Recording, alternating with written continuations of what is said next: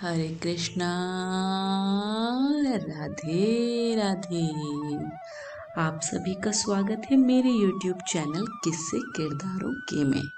और आज की वीडियो में हम मोहिनी एकादशी की व्रत कथा सुनेंगे। तो आइए इस कथा को शुरू करते हैं। अर्जुन ने संयम और श्रद्धा से युक्त कथा को सुनकर श्री कृष्ण से कहा, हे मधुसूदन, वैशाख माह के शुक्ल पक्ष की एकादशी का क्या नाम है तथा उसके उपवास को करने का क्या विधान है? कृपा कर यह सब मुझे विस्तार पूर्वक बताइए। श्री कृष्ण ने कहा, हे अर्जुन, मैं एक पौराणिक कथा सुनाता हूँ जिसे महर्षि वशिष्ठ जी ने श्री रामचंद्र जी से कहा था। उसे मैं तुमसे कहता हूँ, ध्यान पूर्वक श्रवण करो।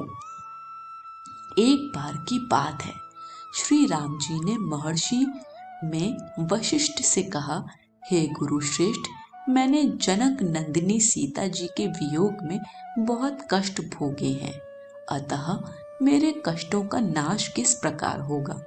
आप मुझे कोई ऐसा व्रत बताने की कृपा करें जिससे मेरे सभी पाप और कष्ट नष्ट हो जाएं।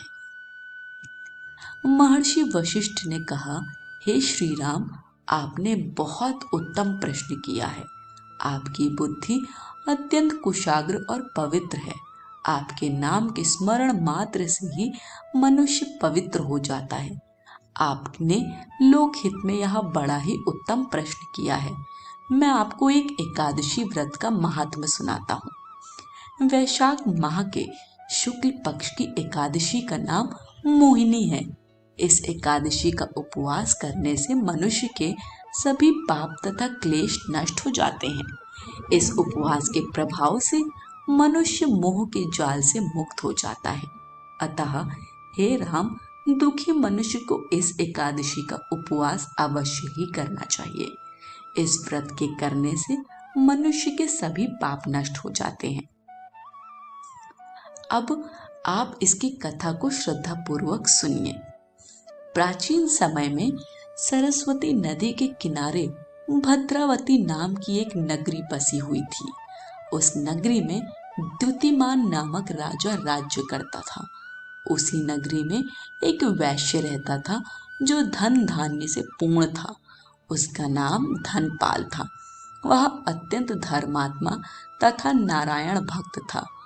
उसने नगर में अनेक भोजनालय, प्याऊ, कुएं, तालाब, धर्मशालाएं आदि बनवाए।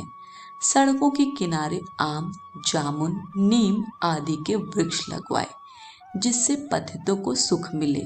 उस वैश्य के 5 पुत्र थे, जिनमें सबसे बड़ा पुत्र अत्यंत पापी व दुष्ट था।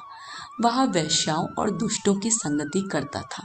इससे जो समय बचता था उसे वह जुआ खेलने में व्यतीत करता था। वह बड़ा ही अधम था और देवता, पितृ आदि किसी को भी नहीं मानता था।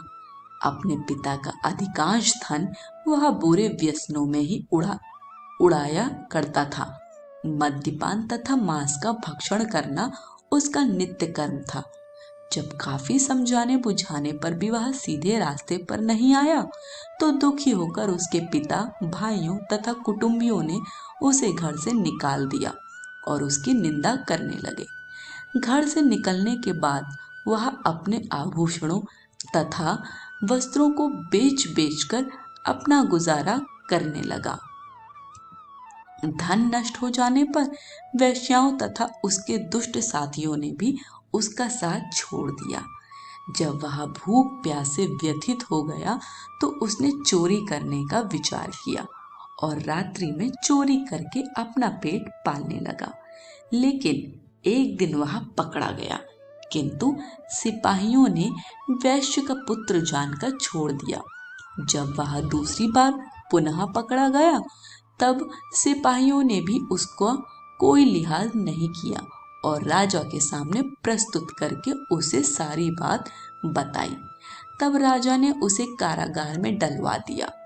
कारागार में राजा के आदेश से उसे बहुत कष्ट दिए गए और अंत में उसे नगर छोड़ने के लिए कहा गया।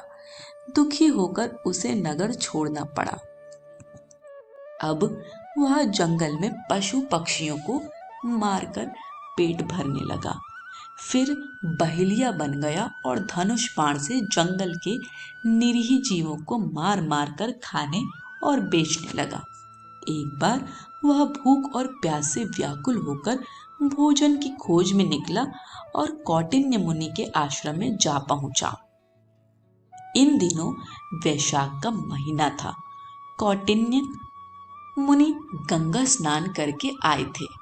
उनके भीगे वस्त्रों की छींटे मात्र से इस पापी को कुछ सद्बुद्धि प्राप्त हुई।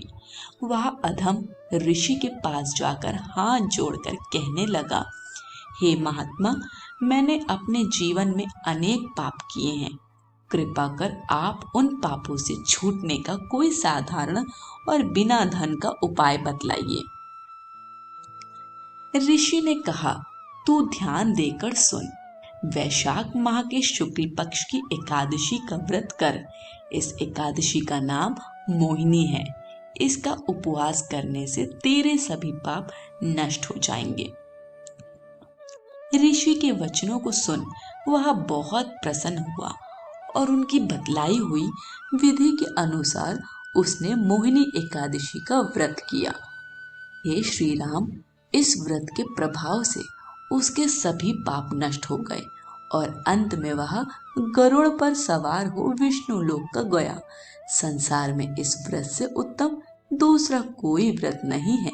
इसके महात्म के श्रवण व पठन से जो पुण्य प्राप्त होता है वह पुण्य 1,000 गोदान के पुण्य के बराबर है। कथा सार। प्राणी को सदैव संतों का संग करना चाहिए। संतों की संगत से मनुष्य को न केवल सद्बुद्धि प्राप्त होती है अपितु उसके जीवन का उद्धार हो जाता है। पापियों की संगत प्राणी को नरक में ले जाती है। आज की कथा यही समाप्त होती है। कथा पसंद आई हो तो कमेंट बॉक्स में हमें अपना फीडबैक जरूर दीजिए। वीडियो को लाइक शेयर करिए और चैनल को सब्सक्राइब करिए। सभी को हरे कृष्ण, राधे राधे।